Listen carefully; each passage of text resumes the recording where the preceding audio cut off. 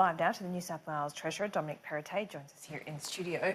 Good to see you, Treasurer. We've seen fears of a recession in the US overnight. The stock market locally looking pretty bad yesterday. It should bounce back today. As Treasurer, what is your view of the global economy and where Australia is placed in that at the moment? Well, look, I agree with Josh's remarks this morning. I mean, I think New South Wales and Australia is in a very strong position. I mean, if you look at other jurisdictions around the world, they're probably more exposed than we are. And if you look at particularly at New South Wales, we're in a very strong position. Our unemployment rate just came out yesterday at 4.4%.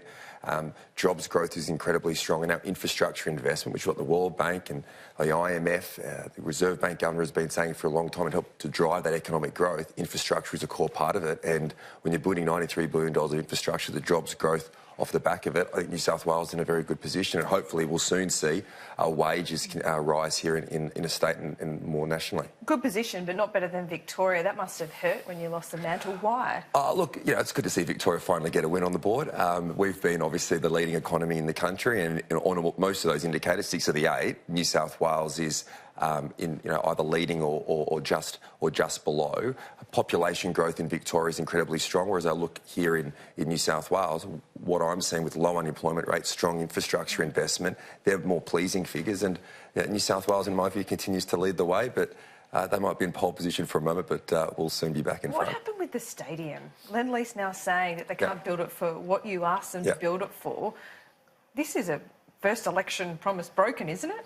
No, we're committed to that, to our stadium policy. I mean, and what I guess the issue was there, and I think we're seeing this a lot with a major infrastructure project, particularly with Tier 1. So you're going to have to spend more to get it done? No, that we've committed to an envelope of $729 million. But Lend-Lease won't build it, so who will? So we've got two. We've got John Holland and Multiplex who have come in, and we're going to go through a competitive tender process. And I think what's most important is that we get these projects done in a way that ensures that taxpayers' dollars are valued. And we want to make sure we have these projects built well in circumstances where there are challenges. If that means politically these might cause concerns, that's just a fact of life. There's going to be a delay, though, isn't there? No, we're on track to continue to have that project open during 2022. We are still on track to have that project completed by June 2022, and that's what we've committed to doing.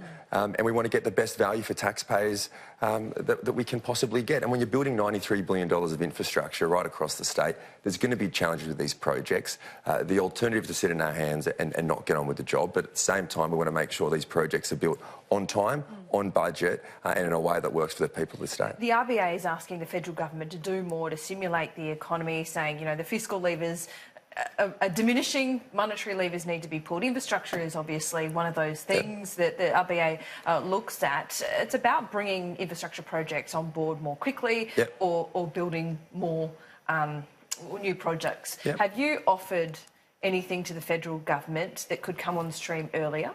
Well, I think with the feds, what I've spoken to the Federal Treasurer, Josh Frydenberg, about has been to look at bringing back that asset recycling initiative to encourage states to invest in infrastructure. And what's the response been? Look, I think he said he'll look at it. And what does that mean? Well, I think he was very open and looking at it, because he knows, as the Reserve Bank governor has said, that we need states to be driving infrastructure investment in the Commonwealth. I think the Commonwealth should be focusing more on nation-building projects. You're too focused on the surplus. Look, they've obviously committed to a surplus, and that's important for them. But at the same time, I think, and we delivered our budget this year, we had one eye on the surplus and one eye on the economy, and that's why we kept wages where they were, because we want to make sure that our economic growth in this state continues. And I think at a federal level, they should be focusing on more nation-building projects. The states should be focused on state-building projects.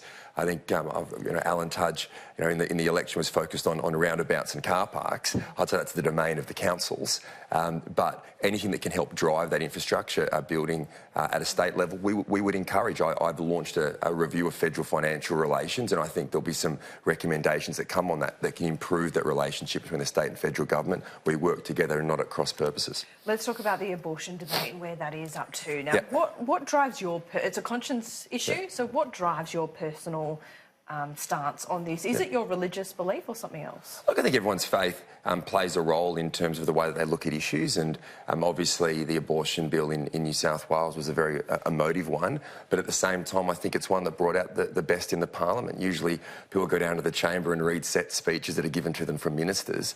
I think it was particularly in the lower house where we had the debate, it was an emotional debate that was done. The best in the Premier? She introduced the bill and chose not to speak to it. Well, I mean, everybody has a decision to make whether they want to speak on a bill or not. I mean, many people spoke on the bill. Leaders don't so much, do they? Well, I mean, the Premier made her view very clear in relation to her position on the bill. We had different views on that, and Gladys and I agree on 99% of things. We agreed to disagree on this one from a position of mutual respect. But I think in terms of the respect that was given, I thought the debate was done in a very proper way, and in a way where people's views on both sides were respected. It's naturally an emotional issue, and people have strong views either way. But at the same time, we'll see how that plays out in the upper house. The Premier has brought this bill on for debate. The government has allowed passage of this bill. It is a conscience issue. Yeah. I'll remind people once again. But do you now have a responsibility to make sure that you get the best outcome here? And what I'm talking about is gender selection. That I think the majority of people, I don't want to speak for our viewers, but are really uncomfortable with. So what are you doing to ensure that won't happen? Well, I supported an amendment in the lower house that gender selection should be illegal, and as you move from the Crimes Act into regulation, obviously that was a concern that came up during the debate. What occurred after that was that it's off to an inquiry. I understand that another amendment we moved in the upper house to ban gender selection, and hopefully that is supported by members in the upper house. I think most people would find that's abhorrent. You're in government, so aside from this bill, is there anything you can do? You are in power. Just had an election. You've got another 4 years. What can you do? Can you move a government bill to ensure that won't happen, or does it need to be contained within this? No, I mean that could happen after that. I mean that's a matter for the health minister to bring that forward. But I would still, but I would still expect that this amendment be moved in the upper house. There's obviously an inquiry that's occurring now over the next week. This will go to the upper house, and I would expect that amendment to be moved and hopefully supported, because I would find that, as most people would out there, the idea of people aborting children based on their gender is absolutely abhorrent.